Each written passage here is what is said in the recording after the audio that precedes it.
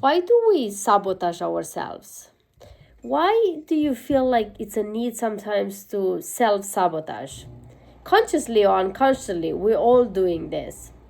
Sometimes the self-sabotage can through look like procrastination. When you procrastinate to do a certain task or a certain thing, or take over a project that you've been wanting, but you keep finding things that you still not, you say to yourself you're not ready. Or you have the imposter syndrome, where you think that who I am to do this. No, there's other people already did it or done it for me, or be better than me. Those are things that are so real that we tend to self-sabotage, even to think that those are not real. To be like, yeah, that's not me.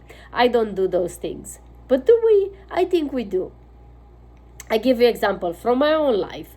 As I was sitting here and reflecting with a cup of tea, I make me think from my experience yesterday. So yesterday I went to meet with a person that I'm part of Toastmasters, so I'm mentoring this person.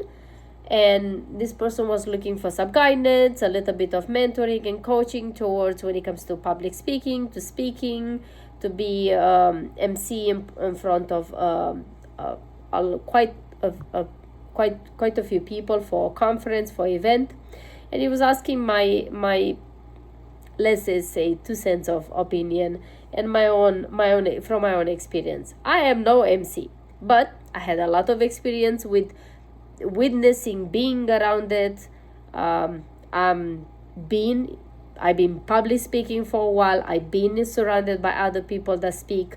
I've been in conference events. I participate. I create events, workshops, and I had a conference, event as well too. So I've been in that industry and I've seen it over and over again.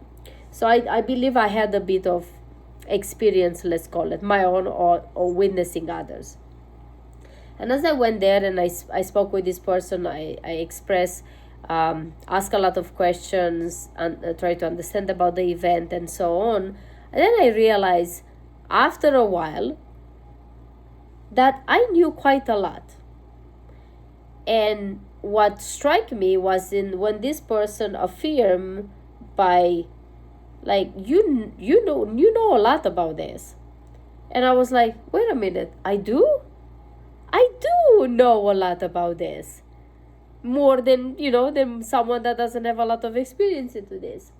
And then when it comes to sabotage, when it came into place, was like, yeah, but I don't have the experience on this. Yeah, but I think I need to do more. Yeah, but I think I still need to do this course and this training and this thing. Yes, but I'm not quite ready yet.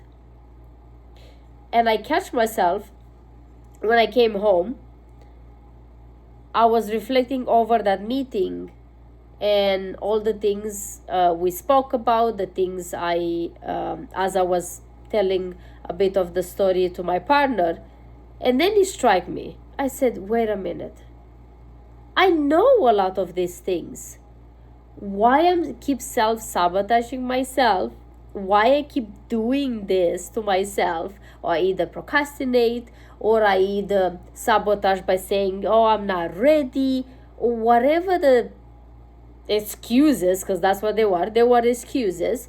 Then I realized what was underneath. And of course, I need to give my own medicine that I give to others. So I sat with myself and I said, okay, Adriana, what is underneath this sabotage? What is underneath the procrastination? What is underneath whatever the excuse I'm using of not proceeding with creating a program and a training, which I want to do this for a while.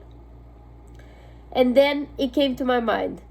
I believed, or I create a belief. I didn't believe actually. I create a belief to sustain my procrastination, to sustain my self-sabotage, in the hopes that if I believe, or I created the belief that I'm not ready yet, that I don't have the experience yet, that I need to speak more, to create more, who I am to teach other, who I am to train, and so on, if I create this belief and I truly believe it, then guess what?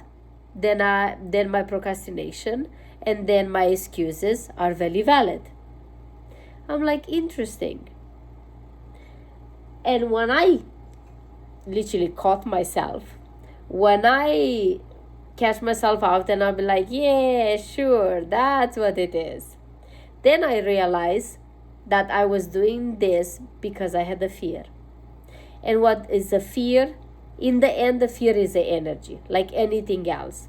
And this fear actually is a sign that I have the energy to put into this new project I want to do, but I put it to a different system belief. Instead of using this energy as a fear-based, I can take this as a excitement-based. It's all about what do I say to myself. And that's what I was doing earlier. I was creating this belief, which increased the sensation of a fear, which gave me the excuse to procrastinate, to self-sabotage, to feel like an imposter syndrome, and all these things that comes afterwards. But when I catch myself, because I sit and reflect with myself over this and have a discussion, then I realize that I can take that energy from the fear and use it, change the perspective of this energy and put it into excitement. Can I get excited about this new thing to create so I can serve people in a good way with what I have now? Meanwhile, I can keep continuing to educate and improve my skills and so on. Yes, I can. So then now I don't have an excuse. So I wanted to share this with you. Honest, to see that doesn't matter what you are in your life, you always are good and you are good with what you have, ready with what you have. Meanwhile, you can continue to upgrade and learn and educate and so on, and upgrade your skills and so on. But don't use it as an excuse to stop you from what you actually want to do, just because you decide to put a label of your sensation, of your energy as a fear instead of excitement. Because this always is a choice. So you can choose different. Thank you so much for watching. I would love to hear your takeaway, your feedback when it comes to how and why do you self-sabotage. What is self-sabotage to you and what is underneath that? I would love to hear your in the comments. Please drop it in the comments. Share this video with someone that needs to hear this today. Until then, I will see you tomorrow. Take care. Live your life like it's truly, truly yours. Bye-bye.